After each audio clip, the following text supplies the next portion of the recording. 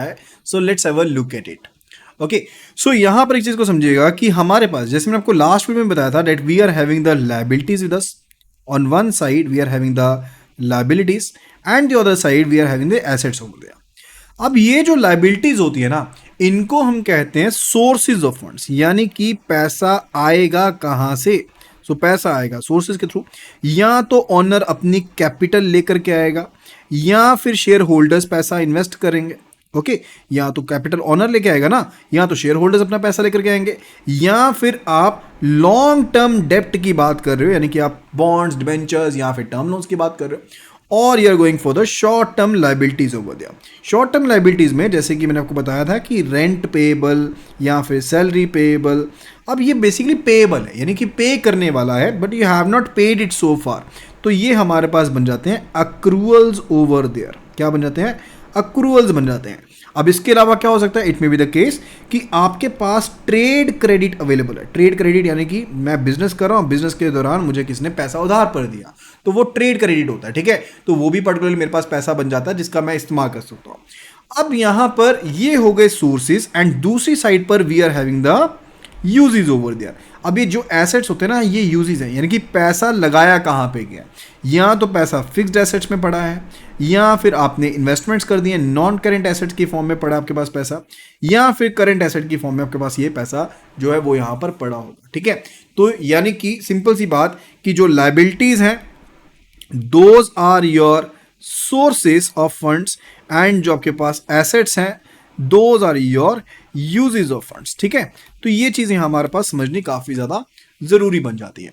अब liabilities and assets को समझने के बाद हमारे पास जो मेन पार्ट आता है रिलेटेड, कि हम ये समझें कि कंपनी को, कोई भी कंपनी जो होती है उसको अपने रूटीन के काम काज चलाने के लिए, यानी कि डे टू डे वर्किंग के लिए उसको पैसा चाहिए होता है। किसके लिए? डे टू डे वर्किंग के लिए पैसा चाहिए होता है, एंड इस पैसे को हम क्या कहते हैं? We say it to be the working capital over there. किस नाम से जानते हैं? वर्किंग कैपिटल के नाम से जानते हैं कि ये हमें डे टू डे रूटीन में पैसा चाहिए। एंड ये पैसा कहाँ से आएगा?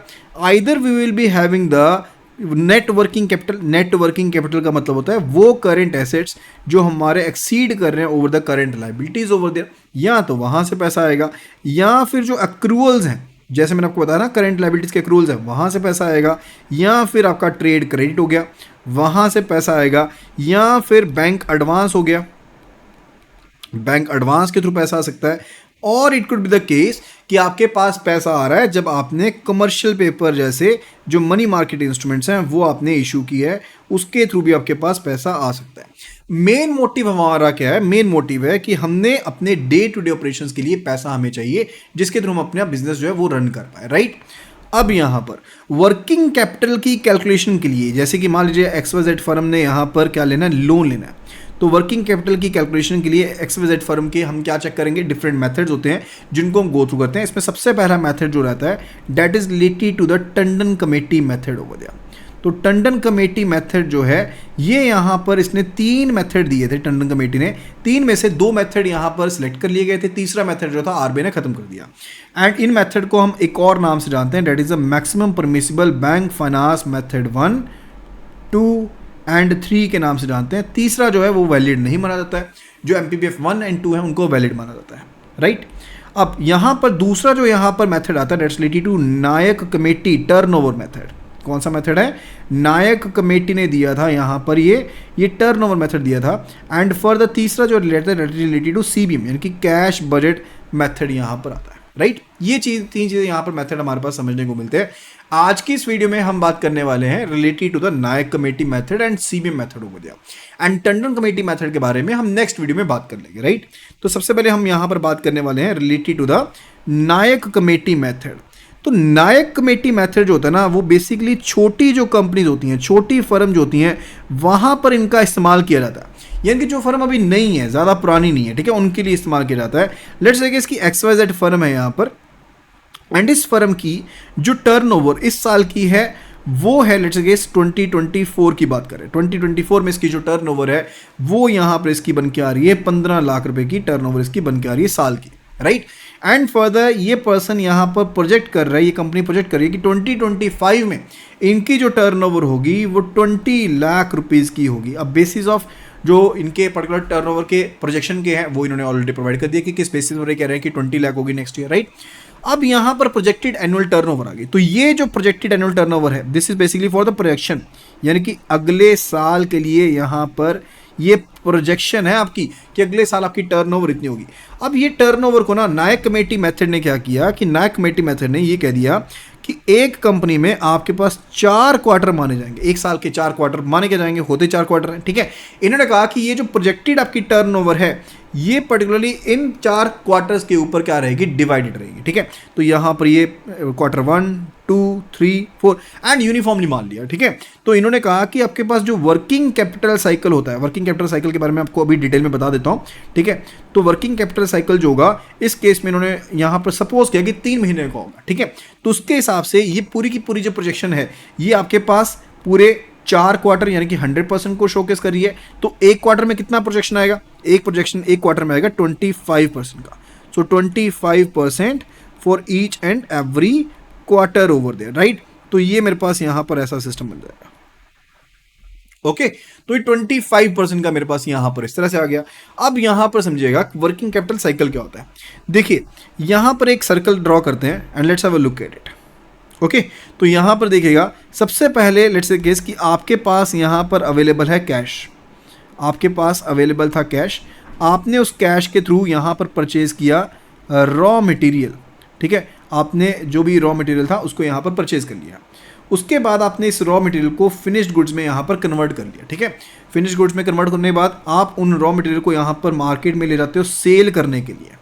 अब 2 तरीके, या तो सेल आपकी डायरेक्ट हो जाएगी, कैश में कन्वर्ट हो जाएगा, ठीक है, सीधा ही आपको कैश मिल गया, या फिर आप यहाँ पर पैसा जो है वो क्रेडिट पर दे देते हो, यानी कि उधार के ऊपर दे देते हो एंड वहाँ से फिर से आपके पास कैश जनरेट होता है। अब जितना ज़्यादा बड़ा ये आपके पास, एंड इस पर्टिकुलर साइकिल को हम क्या कहते हैं, we say to be working capital cycle, या फिर इसको हम ऑपरेटिंग साइकिल के नाम से भी जानते हैं। We also say it operating cycle over there. And ये ऑपरेटिंग साइकिल जितना ज़्यादा होगा वर्किंग कैपिटल की रिक्वायरमेंट उतनी ज़्यादा होती है। खैर वापस से टॉपिक पर आते हैं। तो आपके पास यहाँ पर ऑपरेटिंग साइकिल जो है वो 3 महीने का सपोज किया गया इस पर्टिकुलर सिनेरियो में। एंड नायक कमेटी कहती है कि एक पर्टिकुलर क्वार्टर के अंदर आपके पास 25% आपके पास टर्नओवर टोटल है, यानी कि टोटल एक क्वार्टर के अंदर अगर एक क्वार्टर की बात करें तो 25% जो है that is a total working capital requirement जो आपके पास बनती है, राइट। अब इसमें से 25% में से ये कहते हैं कि जो मैक्सिमम फाइनेंस होगा ना वो 20% का होगा एंड 5% जो है that will be the margin over there.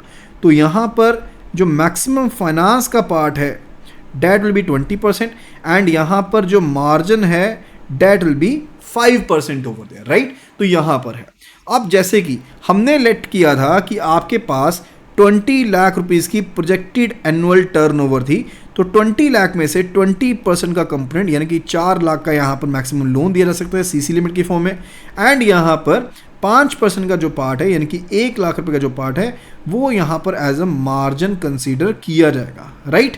कि ये मार्जिन बोरर खुद लेकर के आएगा and this is the Nayak committee method over दिया। तो सिंपल से रूल्स हैं, यहां पर लिख लेते हैं रिलेटेड की रूल्स क्या कहते हैं। रूल्स ये कहते हैं कि यहां पर मैक्सिमम फाइनेंस जो दिया जा सकता है एज पर the Nayak committee over there that can be 20% of the annual projected turnover, जो भी एनुअल प्रोजेक्टेड टर्न ओवर होगी, एंड 5% जो रहेगा और मार्जिन यहां पर क्रिएट किया जाएगा, right. That is the thing related to it. And अगर को पूछ ले कि मैक्सिमम कितनी रिक्वायरमेंट रहती है that is 25%, okay, 25% of the annual projected turnover over there, right, okay. इसके बाद हम बात करते हैं सीबीएम के बारे में, यानी कि कैश बजट मेथड स्कीम के बारे में। अब जो यहाँ पर जो पर्टिकुलर स्कीम्स होती हैं, जो पर्टिकुलर मार्केट्स होती हैं जिनमें आपके पास जो वॉलेटिलिटी है, वॉलेटिलिटी मतलब हलचल, हलचल का मतलब होता है एक महीने में पैसा आ गया 100 लाख एंड एक महीने में पैसा आ गया यहाँ पर आया सिर्फ और सिर्फ 1 लाख, ठीक है। तो ये होती है वॉलेटिलिटी, यानी कि आपके पास कोई भी यूनिफॉर्मिटी नहीं है, द मार्केट्स आर वॉलेटाइल। तो जहां पर आपकी मार्केट्स वॉलेटाइल होती हैं and the markets are not uniform, वहां पर स्टेडीनेस नहीं है, वहां पर कौन सा मेथड यूज होता है? ये सीबीएम वाला मेथड ना वहीं पर यूज होता है, ठीक है। तो यहां पर इस पर्टिकुलर केस में जो सीजनल इंडस्ट्रीज है, the industries which are seasonal over there, जैसे मान लीजिए कि आपके पास फिल्म मेकिंग इंडस्ट्री है या फिर और कोई इंडस्ट्री है जो सीजनल है, उनके केस में इस मेथड का इस्तेमाल होता है। एंड मंथली बेसिस के ऊपर या फिर क्वार्टरली बेसिस के ऊपर जो आपके पास पर्टिकुलर डॉक्यूमेंट्स हैं, जो आपके पास कैश फ्लो स्टेटमेंट्स हैं, कौन से स्टेटमेंट्स? कैश फ्लो स्टेटमेंट्स होती हैं, वो प्रिपेयर की जाती हैं। अब कैश फ्लो स्टेटमेंट्स आपके पास क्या बताती हैं? कैश फ्लो स्टेटमेंट्स आपके पास ये बताती हैं, लेट्स से केस कि मेरे पास टोटल जो पैसा आया वो आया 100 लाख रुपीस का, एंड जो टोटल पैसा मैंने पे किया वो पे किया 150 लाख रुपीस का। तो ये टोटल यहाँ पर ये पर्टिकुलर क्या है? This is the cash outflow and this is the cash inflow, right. And यहां पर मैंने मैच किया कि मेरे पास मैक्सिमम डेफिसिट कितना है, what is the maximum deficit, and ये मैक्सिमम डेफिसिट के बेस पर ही आपकी जो लिमिट होती है बैंक की वो तय होती है। And this is a CBM method over there, right.